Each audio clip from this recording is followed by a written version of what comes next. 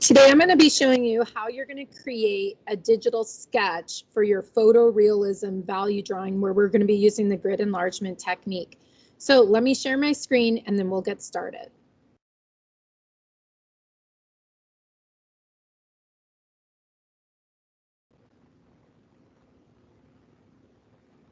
So the first thing that you want to do to create your digital sketch is you want to open up a PowerPoint presentation.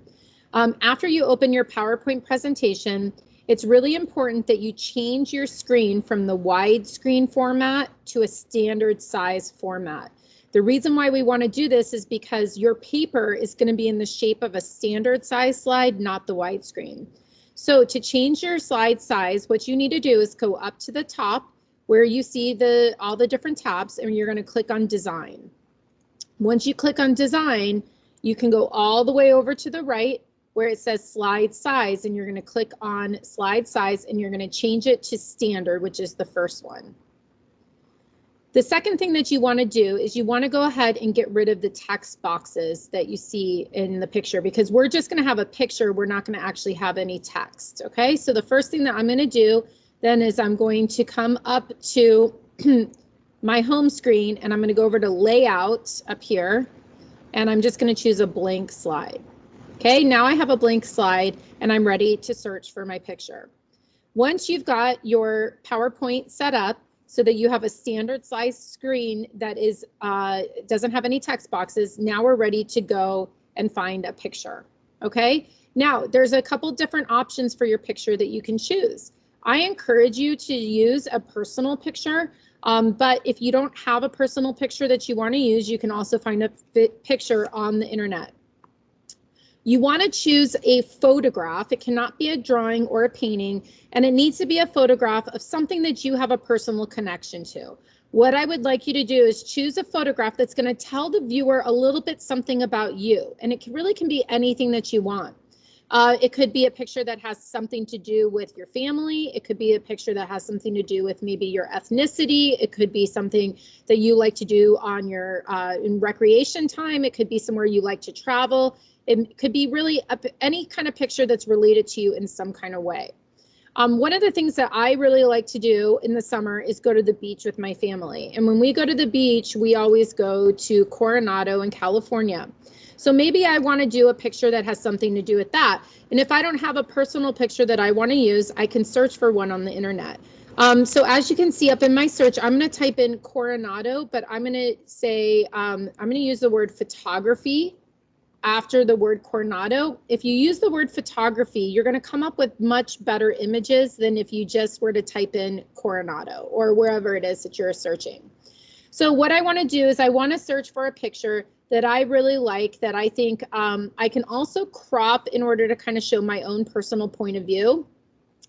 Because if you find your picture on the internet because you did not personally take that picture, you're going to need to crop that picture by quite a bit so that you're showing your own point of view and composition. So I like this picture right here, but I'm not interested in having like maybe the wedding party in it, but I kind of like the idea of having the sandcastle with maybe the Hotel del Coronado behind it. That's a famous hotel that's in Coronado. Because I'm going to be cropping this picture quite a bit, I want to make sure that it's going to be a good quality picture. So if you click on the picture right here, I'm looking at the thumbnail. I can look in this bottom left-hand corner and it's going to tell me how big the picture is, what the resolution is. You want to make sure that the picture you choose is at least 1,000 pixels in at least one direction. So I can see here that this picture is 1,200 pixels by 800 pixels. It should be pretty good. So I'm going to go ahead and I'm going to right click on it. I'm going to copy the image. Okay. And then I'm going to come back to my blank PowerPoint. And I'm just going to paste the image in there. So now I see my full page picture. Now, the next thing that I want you to do is come over to our slide here. We're going to right click on it and I want you to duplicate the slide. The reason why I want you to duplicate the slide is because I want to see what the picture looked like before you edited it. So slide number 1 is going to be your pre-edited picture. Okay, slide number 2 is going to be the picture that we're going to edit. So once I have my picture in here, the next thing that I need to do is I need to double click on the picture and I want to come up here to color. And then I'm going to come down and I'm going to choose the black and white. Because we're going to be doing a graphite pencil drawing, we want to make sure that our picture is in black and white. Okay, so I have it in black and white now.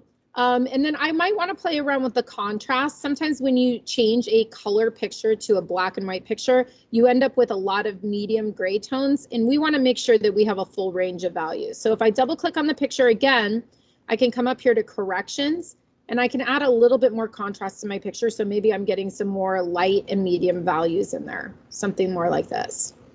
Now I'm ready to go ahead and crop my picture.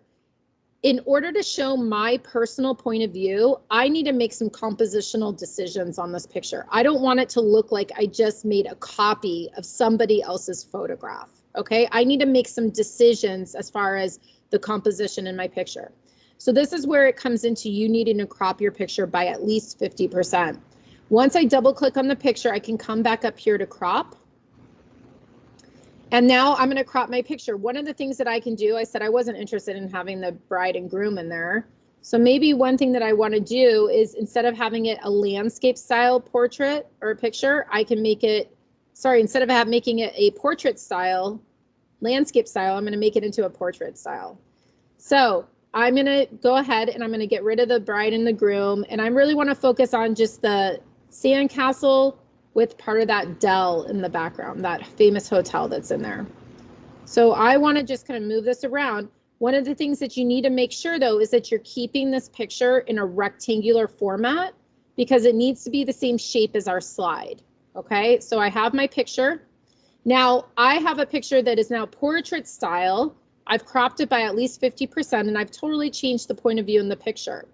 What I want to do next is I want to flip my picture so that I can make it as big as the slide. So if your picture is a portrait style, you're just going to need to double click on it again, come up here to rotate. I'm just going to rotate it so I can put it in the corner of my slide, and then I'm going to drag it from the corner. You do not want to drag it from the sides, because that'll distort the picture. You always want to drag from the corner and make it as large as you can until it reaches the edge of the slide. Now I've got a little bit of extra room down here at the bottom. All I'm going to do is double click on the picture. I'm going to go back to crop, and I'm just going to pull this picture out a slight bit more so it fits the slide exactly, instead of distorting the picture. Okay, so now I've got my picture. It fills the entire slide. Okay, it's in black and white. I've shown my personal point of view. The last thing that I need to do is add a grid to my picture. Because we're going to be using the grid enlargement technique, you're going to need to add a grid. So I'm going to come back up here to the top where it says insert, and I'm going to come over here to where it says table. So insert and then table, and I'm going to come down to where it says insert table, and I want to make my table be 12 columns. Okay, because our paper was 12 inches, and I want to make it have 9 rows, because our paper, the width of our paper was 9 inches, if you remember when we did our grid. So I've got 12 inches across, or 12 boxes across, and I'm going to have 9 boxes down. And I'm going to go ahead and click OK. And now, as you can see on my screen, it's made a blue grid. I don't want my grid to be blue. So I'm going to come back up here to the top where I'm seeing all these grids, and I'm going to click the little bottom arrow. And that's going to give me all the different grids that I can put on there. And I want to choose this one that is the second one down from the left. And that'll give me a black grid with no fill in the boxes. I'm just going to bring it up to the corner. I'm going to drag my grid down here to my other corner. And now, as you can see, my grid is covering my picture. So once I have my grid on my picture, I'm going to be ready to save my picture. So I'm just going to come up to File. I'm going to save as, and I want you to save it on your OneDrive account, or if you want, you can save it on your desktop of your computer. And we're going to title this Value Drawing. Okay. Once I've saved it, then I'm going to go to the assignment in Teams, and I'm going to upload my drawing, or sorry, my photograph to the assignment in Teams. And that's how I'm going to turn it in. One last thing that I want to mention, when you're creating your digital sketch on the PowerPoint, you want to make sure that you're opening up PowerPoint on your desktop and not using the online version of PowerPoint if possible. The online version of PowerPoint doesn't have as many of the editing tools. Like for an example, you cannot change a color picture to black and white on the online version.